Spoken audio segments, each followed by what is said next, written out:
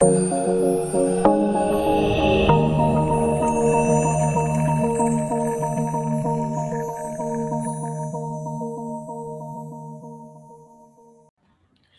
ketemu lagi di channel Belajar Bersama Pak Seno. Nah, kali ini kita akan membahas tentang fungsi pengambilan keputusan.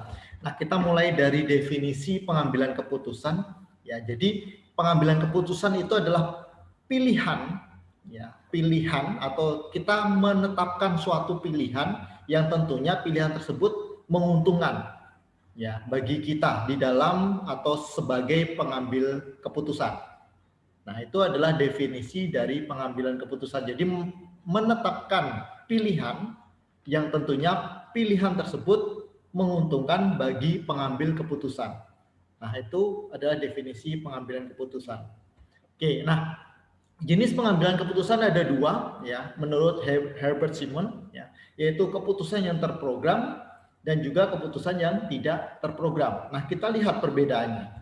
Nah, keputusan terprogram, ya, apabila ada masalah, ya, keputusan tersebut tentunya dilakukan secara berulang dan rutin. Ya, ini terprogram. Ya, jadi setiap bulan ketika ada masalah yang sama, ya, maka kita menggunakan keputusan yang sama pula. Ya. Kemudian ada keputusan tidak terprogram. Nah, keputusan tidak terprogram ini, ya, ketika ada suatu masalah, ya, masalah tersebut, ya, kita tentunya masalah tersebut adalah masalah yang baru, ya, atau bukan masalah yang rutin, ya, bukan yang masalah yang berulang, ya. Jadi untuk keputusan tidak terprogram ini masalahnya adalah masalah baru atau masalah yang kompleks. Nah, kemudian dilihat dari prosedurnya, ya, untuk keputusan terprogram ini, ya, itu berupa aturan-aturan, prosedur operasi dan kebijakan. Ya, jadi di dalam keputusan terprogram ini, ya, sudah ada prosedur, ya, tentang aturan-aturan untuk pengambilan keputusannya.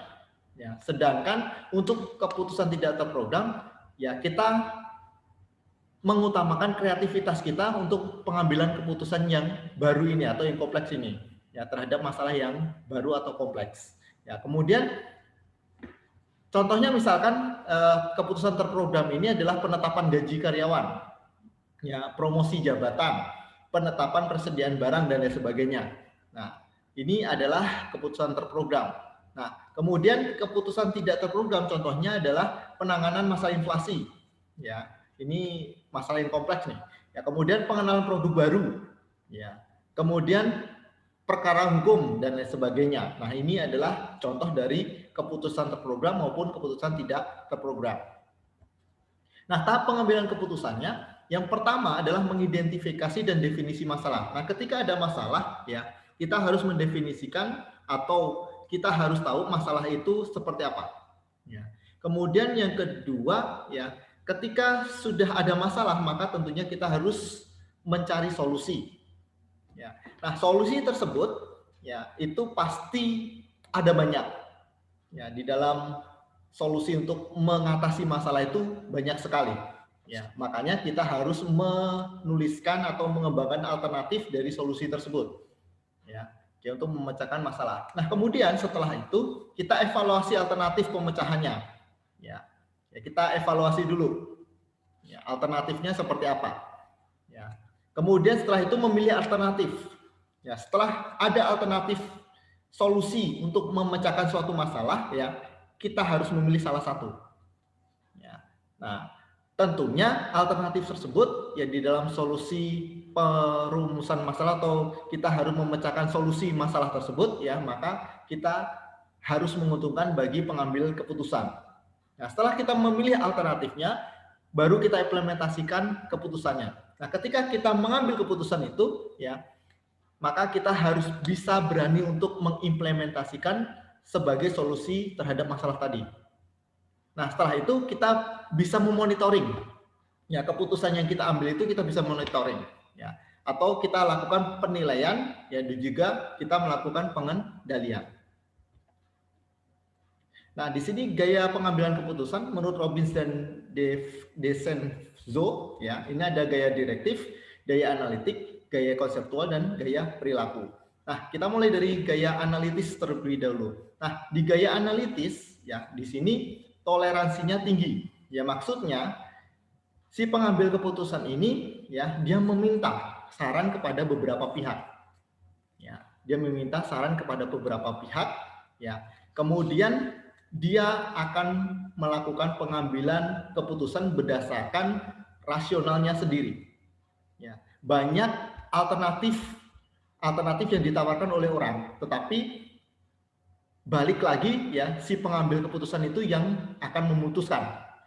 Ya, jadi dia memakai rasionalnya sendiri. Kemudian kalau direktif ya dia memutuskan sendiri ya tanpa dia itu meminta saran kepada orang lain. Ya, ini adalah gaya direktif. Ya, kemudian gaya konseptual ya dia meminta saran kepada orang lain, ya. Nah, setelah saran tersebut diminta kepada orang lain, maka dia bermusyawarah di situ. Ya, ini gaya konseptual. Ya, jadi dia bermusyawarah untuk mengambil suatu keputusan bersama-sama. Ya, ini adalah gaya konseptual. Kemudian yang terakhir ada gaya perilaku. Ya, di gaya perilaku ini, ya dia memecahkan masalah itu bersama-sama, ya, tetapi toleransinya rendah ya. Dia meminta sarannya kepada sedikit orang di sini. Ya, ini adalah gaya perilaku. Ya, sedikit orang, kemudian dia meminta saran kepada si A misalkan, ya, dia meminta saran untuk pengambilan keputusan tersebut. Nah, kalau konseptual tadi banyak orang, ya, kemudian dilakukan bersama-sama, bermusyawarah bersama-sama dengan orang yang banyak. Tetapi kalau perilaku ini dia meminta saran hanya kepada segelintir orang. Ya, nah ini adalah beda antara gaya analitis, gaya direktif, gaya konseptual, dan gaya perilaku. Nah, mungkin itu saja pertemuan kali ini. Terima kasih.